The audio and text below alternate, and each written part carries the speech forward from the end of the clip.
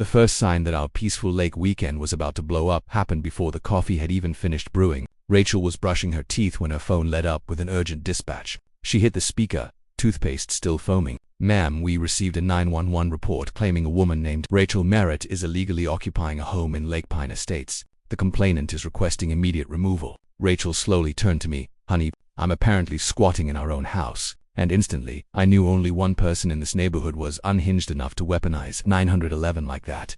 Karen, HOA president, self-crowned queen of the pines, and she had no clue. She just tried to evict the woman who runs the state police force. Before I continue, drop a comment telling me where you're watching from, and hey, if you love HOA chaos and sweet justice, hit that subscribe button now. If you've never watched your calm, collected spouse get falsely reported to 911 before breakfast, let me tell you, it's a special kind of insane. 1 second you're sipping coffee, the next you're staring at your partner saying, "She really called the cops on me." But to understand why this moment wasn't shocking, you need to know what happened just 3 days earlier. Because Lake Pine didn't suddenly turn into a battleground. The fuse was already burning. Karen just finally threw a match onto gasoline. We bought the cabin after Rachel's promotion. She desperately needed a break. When you run a whole state police force, stress stacks up like concrete. So when the paperwork cleared, we loaded the truck with groceries and fishing gear and headed to the one place that was supposed to be peaceful. We didn't even unload the food before it began. Rachel had just put a bag down when a white Lexus rolled into our driveway like it was docking at its home port. Out stepped Karen, thick perfume, oversized sunglasses, and a sweater the exact shade of an HOA fine. She didn't introduce herself, didn't wave, didn't smile. She just marched around our cabin with a clipboard like she was hunting violations. Rachel tried to be friendly. "Hey, can we help you?" Karen didn't even look up. "We've had unauthorized activity on this parcel. Are you renters?" "No," Rachel replied. "We own this place." Karen finally looked up like she'd just smelled a lie. "I don't recognize you." I stepped beside Rachel. "We bought it last spring." "Dean and Rachel?" Karen lifted her chin. "I'm the HOA president. We require occupancy notices through our community portal." Let me explain that portal. It was basically a fossilized WordPress site from the dinosaur age, crash-prone, outdated, half-blank. But Karen treated it like NASA mission control. Rachel stayed polite. "We weren't told owners had to register." Karen clicked her pen like she was firing a warning shot. "Your name isn't on the ownership record." And then it clicked. The cabin was purchased through my LLC, so only my name was on file. Normal paperwork. But to Karen, ammunition. She slid a Comic Sans printed warning at Rachel. "You must vacate until we verify your residency." Rachel handed it right back. "No thanks. I don't take orders from you." Karen looked offended. The sun didn't dim in respect. From that moment, she declared war next day, a violation for excess natural debris. Translation: 3 pine cones then. A note accusing Rachel of excessive porch occupancy. Translation: drinking coffee. But the masterpiece came 2 days later, an official complaint accusing her of unauthorized cohabitation, taped to our mailbox like a ransom note. Rachel read it.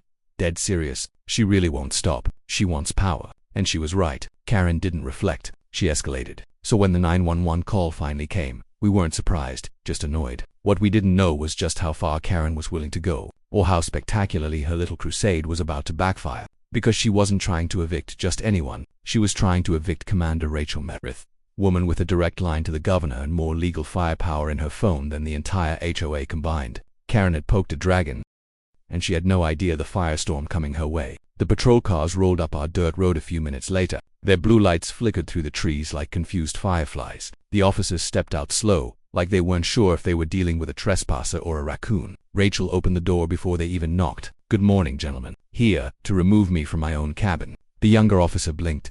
Ma'am, we received a call saying you were refusing to leave." Rachel gestured around the kitchen, "And yet here I am, in pajamas, making breakfast. They asked to come in." She let them. Calm. Controlled. A type of calm that scares people more than shouting ever could. They looked around. Groceries, fishing poles, sliced apple, nothing criminal, nothing suspicious. Just a normal morning ruined by a power-hungry HOA president. Then came the moment that shifted everything. "Ma'am," the younger officer said, "just to confirm your name is Rachel Merritt." "Yes." He swallowed hard. "As in, Commander Merritt." She nodded. Both officers straightened like someone hit a reset button. After reviewing her documents, they apologized over and over. Rachel showed them the security footage. Karen sneaking around the cabin, measuring the porch, photographing our recycling bin like she was on a covert mission. The officers sighed. "That's trespassing and harassment," Rachel added, "and filing a false emergency report." "Commander, if you want to file charges, not yet," she cut in. "But I want every call involving this address logged." They agreed instantly. When they finally left, Rachel wasn't angry. She wasn't shaken. She was focused. "She doesn't understand," Rachel said quietly. She thinks this is a power struggle. She doesn't realize she's put herself on a collision course with actual law. And the worst part, the 911 call wasn't the end. It was the beginning. That night, we sat on the porch, peaceful lake, cicadas humming until Rachel's eyes narrowed toward the road. She's coming. At 8 p.m. Karen's Lexus crawled past our house. Slow, watching, measuring. Did calling 911 scare you? I asked. No, Rachel said softly. But it told me something. What? She's escalating. And she won't stop. So what do? We let her escalate, Rachel said. Let her climb as high as she wants. What? So the fall is something she never recovers from. A chill ran through me, not fear but realization. This wasn't a fair fight. Rachel had the full force of the law behind her. Karen had a clipboard. And the next morning, the real war began. Do you ever meet someone who thinks rules are weapons? Someone who twists every system just to feel powerful? That's exactly who Rachel was dealing with. The HOA tried to remove a legally living resident, Rachel, based purely on Karen's obsession and bias. The committee froze in fear. They didn't vote, didn't act. They just bought Karen more time and more rope. That same night, the attacks started. First came the insurance company. An anonymous report claiming our cabin was an illegal rental. Then county zoning noise complaints, septic inspections, all fabricated. Karen wasn't tossing pebbles anymore. She was launching bricks. But then she crossed the line. Rachel and I returned home from dinner. The front door, barely open. Nothing missing, but everything wrong. A photo face down. A drawer, half open. Rachel's off-duty badge disturbed. It wasn't theft. It was a message. Rachel's voice turned to steel. Activate incident report. Code red. Intrusion confirmed. And the next morning, things escalated again. A drone hovered outside our window, watching, recording, provoking. Karen wanted footage she could twist into another complaint. Rachel didn't take the bait. She forwarded all evidence to state agencies, then made one calm phone call that changed everything. I'd like to open a formal investigation into unauthorized entry and misuse of HOA emergency keys. And she had proof Karen used a restricted access master key to break in. The balance of power shifted instantly. Rachel set a trap. The next day, Karen showed up at our door with a shaky lawyer and a bogus CISM. Rachel shut them down in seconds. Trespass, surveillance, misuse of authority, jurisdiction loopholes, and then the reveal. I am Commander Rachel Merritt, director of this state's law enforcement division. Karen turned white. Her authority evaporated, but she didn't stop. She panicked. A judge called Rachel personally. Karen had filed an unhinged emergency injunction trying to have her removed from the neighborhood. It was immediately rejected, but it showed one thing. Karen wasn't petty anymore. She was dangerous, and the state noticed. 2 black SUVs rolled up at sunrise. State ethics investigators, people who don't knock unless corruption is involved. They opened a full inquiry into HOA abuse and false filings. Karen finally realized she had awakened the one nightmare no HOA tyrant wants: actual legal accountability. Emails from terrified board members flooded our inbox. But Karen kept pushing. Insurance complaints, zoning complaints, HOA emergency meetings, and then the biggest escalation.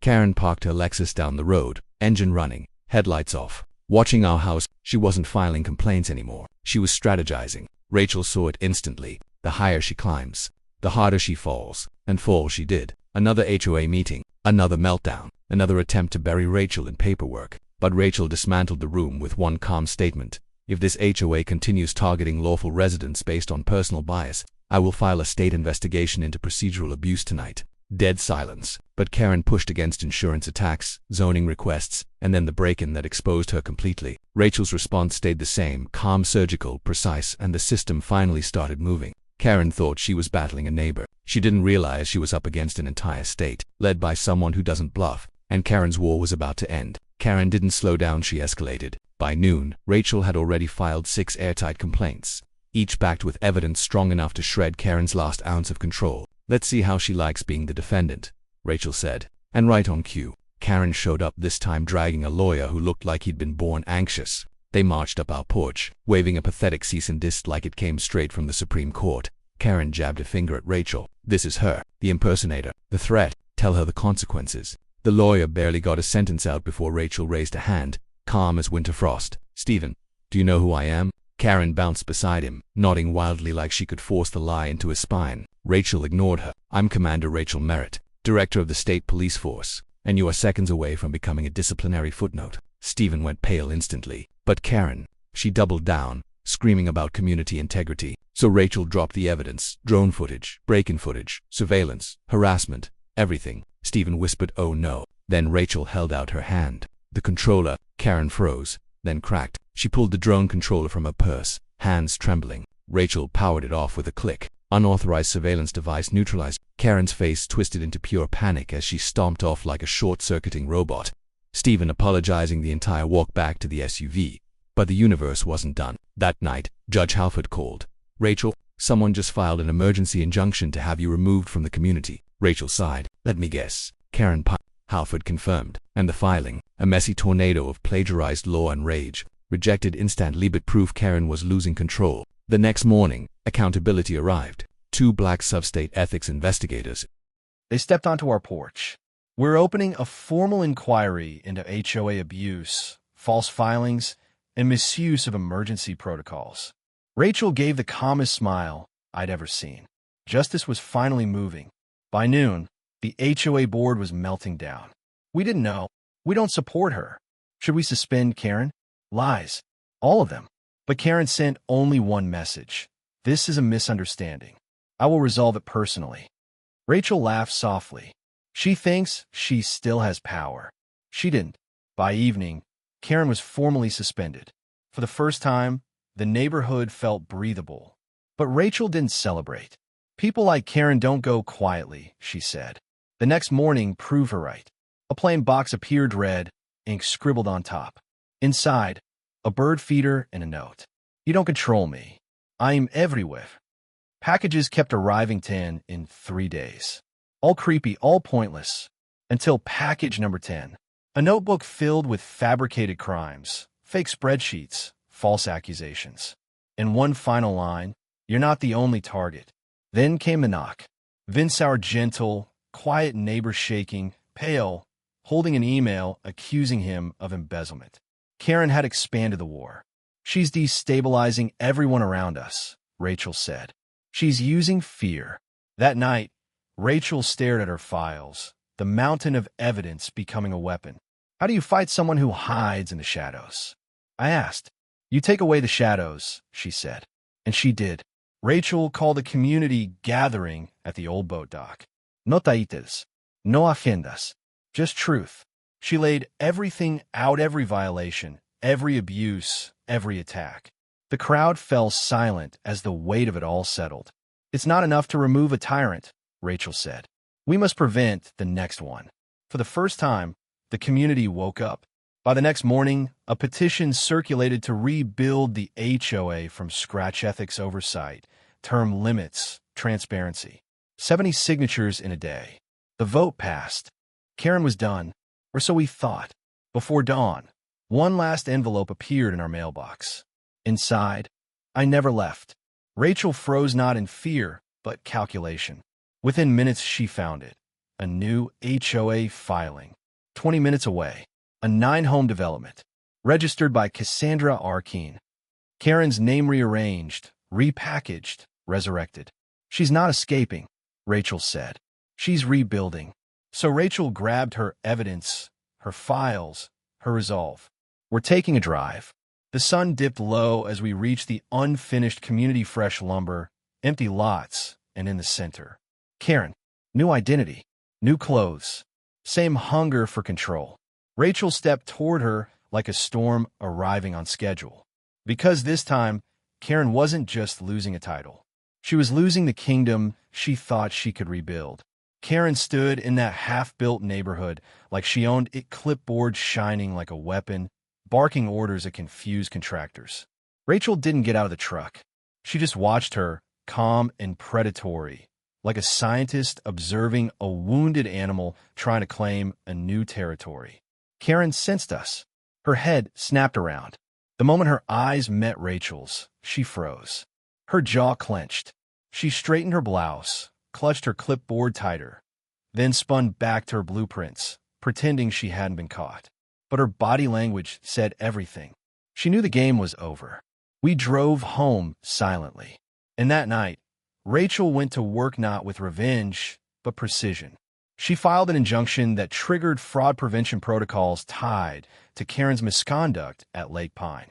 If Karen wanted a new throne, she wasn't building it on innocent people again.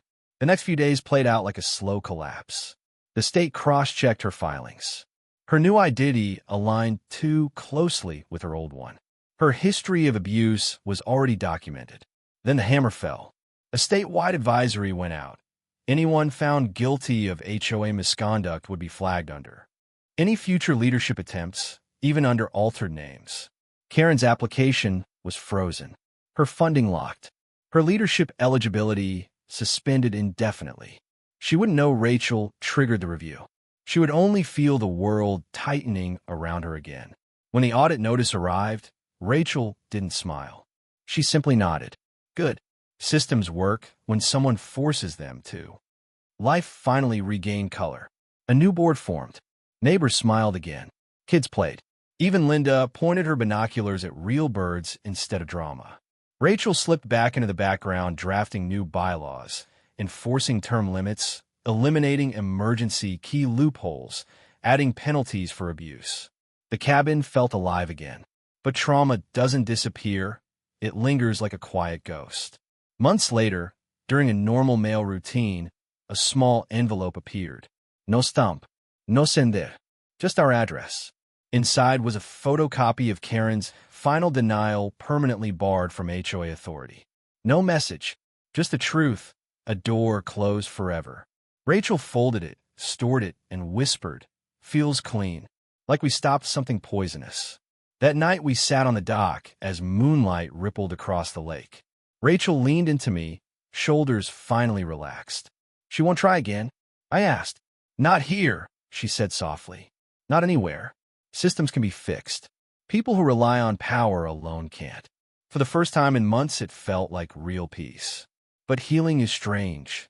Sometimes the smallest thing wakes old instincts. One morning, I stepped onto the porch and smelled pine, resin fresh, sharp, too recent. Then a twig snapped in the tree. Rachel heard it too. She shifted instantly from wife to commander.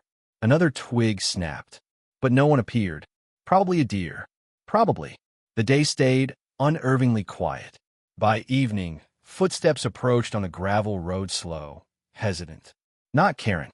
It was Greg, the HOA treasurer, holding a clipboard like it weighed 100 pounds. He didn't step onto the porch. He stayed at the bottom of the stairs. "We failed you," he said. "We let Karen run wild because we were afraid." Rachel didn't judge. She listened. Greg swallowed. "We want to rebuild the right way this time. Legally. Safely. Can you help us make sure no one like her rises again?" Rachel agreed, but only as an advisor. "I'm not here to build power. I'm here to prevent it." But the night wasn't done. An hour later, Vince showed up shaking pale. He handed Rachel an email accusing him of false HOA violations. A pathetic attempt to isolate him. But Rachel spotted it instantly. This isn't Karen. Someone's mimicking her. Someone wants to fill her vacuum. Vince nearly collapsed. Rachel steadied him. "No one is replacing her. Not on my watch." She documented everything, walked Vince home, and returned with steel in her eyes. "She tried to replicate herself," Rachel said. "But this is why systems matter." Weeks passed. Rachel helped draft a new HOA charter, term limits, checks and balances, legal oversight. The ethics investigators built statewide revisions inspired by her work. Not revenge, prevention. Then one morning, a final letter arrived from the State Licensing Commission. Rachel opened it and exhaled. It's over. Karen Pinebrook, under any legal variation, was permanently banned from every HOA, co-op, compliance team, or community leadership role statewide. Not suspended, not limited, banned. Rachel didn't celebrate. She simply said, "I didn't fix the system. I was reminded of what justice looks like." That night, the lake was still. No drones, no watching, no fear. Real peace, the kind that settles into your bones, finally returned. And I learned something. Strength isn't loud or power-hungry. It's steady, fair, unshakable. Rachel showed our community and me that when someone abuses power, they expect fear. What they never expect is someone who refuses to bend. CTA, Neighbor Wars HQ. If you've ever faced an HOA nightmare or a Karen who thought they were untouchable, share your story in the comments. And if you want more real-life neighborhood showdowns, like, comment, share, and subscribe to Neighbor Wars HQ. Justice isn't always loud, but here it's always delivered.